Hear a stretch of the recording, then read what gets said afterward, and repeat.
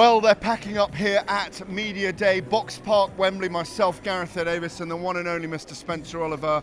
It's Azim Santos Reyes de Managua, Nicaragua fight week here.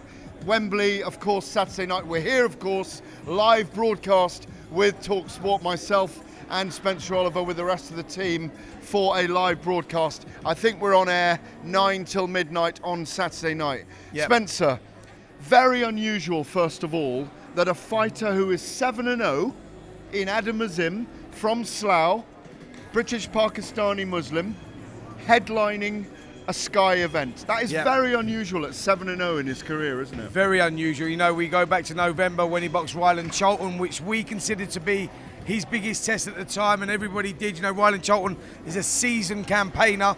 And that was his sixth fight, and he was headlining there. It was a Sunday show, so it was all about, you know, seeing then if Azim was the real deal. What we recognised then, back in November against Charlton, that he was the real deal and that he delivered, and now he gets the opportunity again on a Saturday night show against Santos Reyes, unbeaten opponent, 12-0, won no contest, 3 stoppages, South American, and I tell you what, the kid can fight, so it's another good test here for Azim. What are we looking at here, though? Are we looking at presenting him to the British public? Is it about him learning to carry an event? And because he's still opening up, he's still quite a shy young man, isn't he? What is he, 20? Yeah, 21? He's 20. Is it about the British public getting to know him? It's the beginning of the journey for me in many ways, isn't it? It's about the development of Azim, you know, as a person, as a fighter. You know, I think as a fighter, he's doing what he's doing with Shane McGuigan in the gym. He's surrounded by good fighters like Chris Smith, Daniel Dubois, Caroline Dubois in there. Success breeds success. Adam and his brother Hassan are doing great things.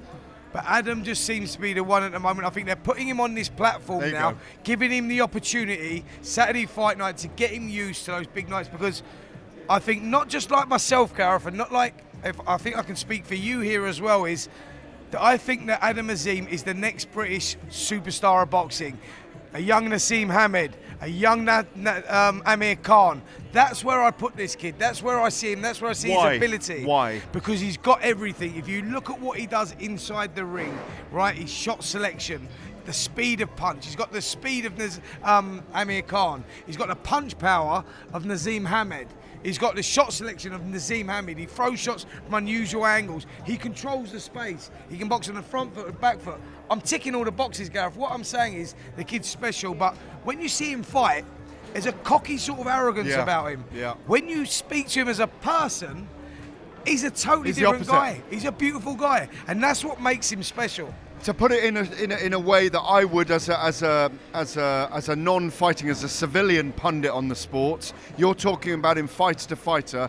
He has that thrilling X factor when he steps into the ring. There's an electricity about him, an explosiveness about him that thrills the crowds. That's why they're pinning the colours to the mask, Ben Shalom and Sky with him, because he doesn't go out there and sit back on the back foot. He wants to destroy other fighters, and he's shown that so far in his career. And I think the other thrilling thing about him is he's going to develop as a person in front of our eyes. Absolutely. We don't know truly yet, though, and you said this to me earlier, when someone is at this stage of their career, we know he's got all those physical attributes, he's got the ingredients for success.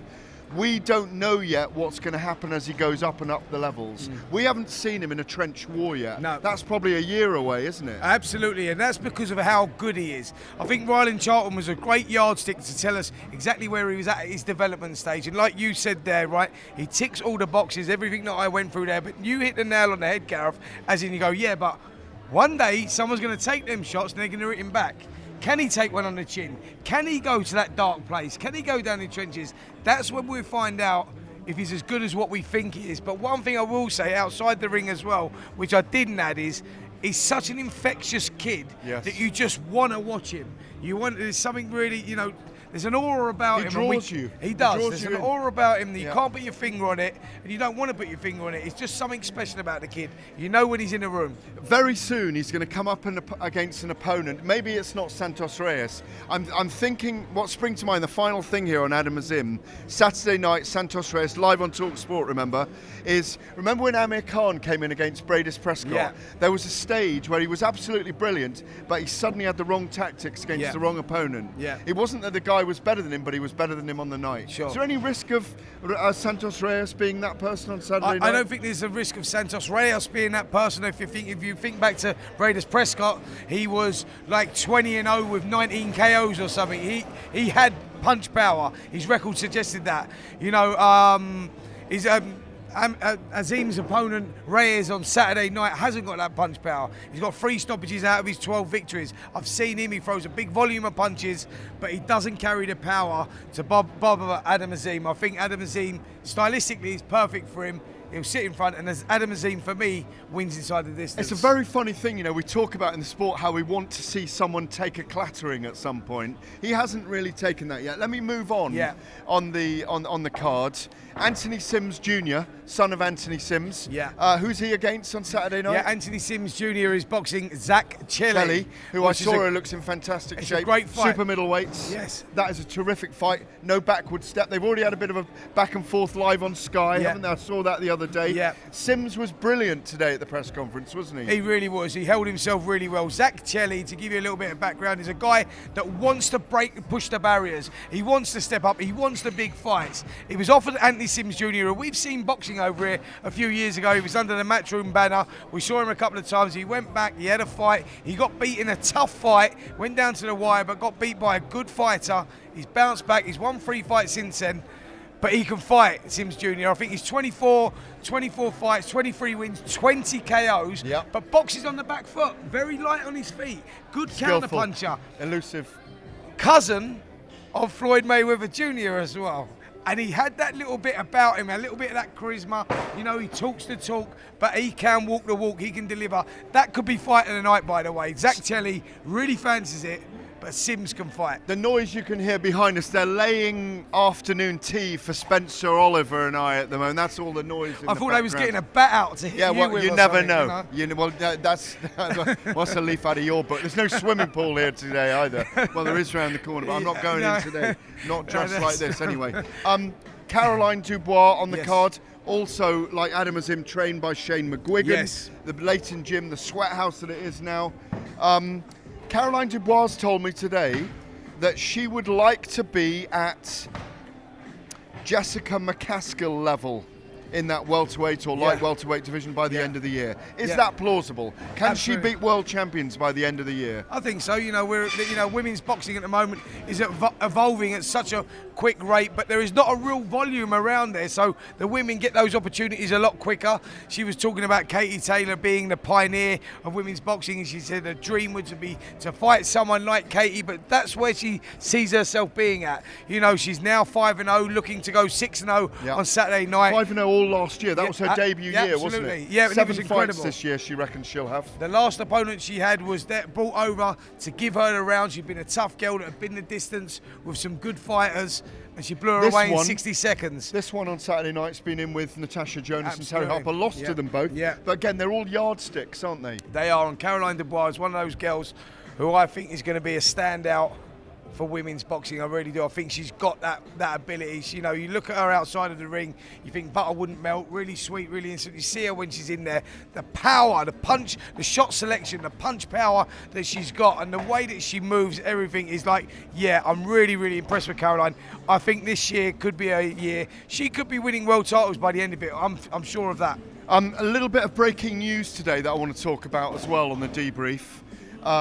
Is that Lawrence Okolie will fight David Light, defend his WBO Cruiserweight title on March 25th. But also, notably, a poster went out today, Jack Catterall is going to be on that as well. Yeah. Does that mean we're sliding away from the Josh Taylor fight later in the year? Well, Josh Taylor, as we saw, the fight was announced, the fight was on, and unfortunately it fell through. Josh Taylor's picked up another injury.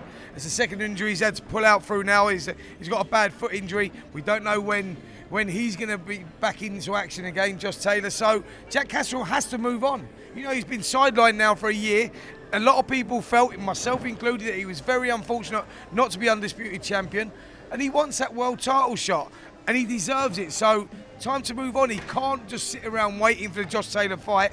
And he gets the opportunity now to continue his career on March 25th, which is a great show topped by Lawrence Okolie, and really looking forward to that. So good to have Catterall back as well. 3 predictions here. I spoke to Ben Shalom today. They've got a week, I think, to invoke the rematch clause. Chris Eubank Jr.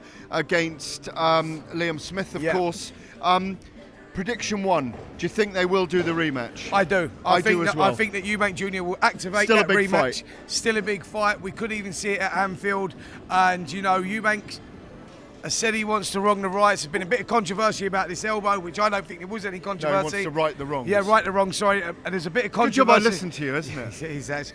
Once I start, I can't stop. I don't listen all the time. But there was a bit of controversy about this elbow, but it was not, you know, for me. That was narrative, wasn't it? Narrative. It's part of the narrative to build the fight again. It would be good to see it again. You know, Eubanks wants the opportunity, and I'm sure he's going to get it. Listen, they're going to lay our supper soon because we've been here so long. Adam Azim, stop talking, mate. Adam Azim, I think, stops Santos Reyes in around 7 or 8 rounds on Saturday night, and I think Caroline Dubois gets the stoppage again against Missouri. I'm going Adam Azim inside 4 rounds. Okay. I think that Reyes is stylistically made for him, and it will make him look good. But it's another good step up, and Caroline Dubois for me again inside 2 or 3 rounds. Wow. Don't forget to subscribe to the channel. Watch us the whole time. This has been the debrief. We'll have another debrief for you tomorrow when we're at the Anthony Joshua press conference near near Heathrow. He's flying in from America, from Dallas, from the Derek James camp. He's flying out a few hours later. Spencer will catch up with him. We'll catch up after all the debrief that goes on with Anthony Joshua. Don't miss it. And we're Saturday Night Live here for Adam Azim against Santos Reyes. My brother, thank you so much. Can I just say, we didn't say fight of the night. Zach Chili versus Anthony Sims. That's fight of the night. Make sure you tune in. Sims. That's what I said. I'm picking Sims. Who are you picking? Sims. Sims. Sims.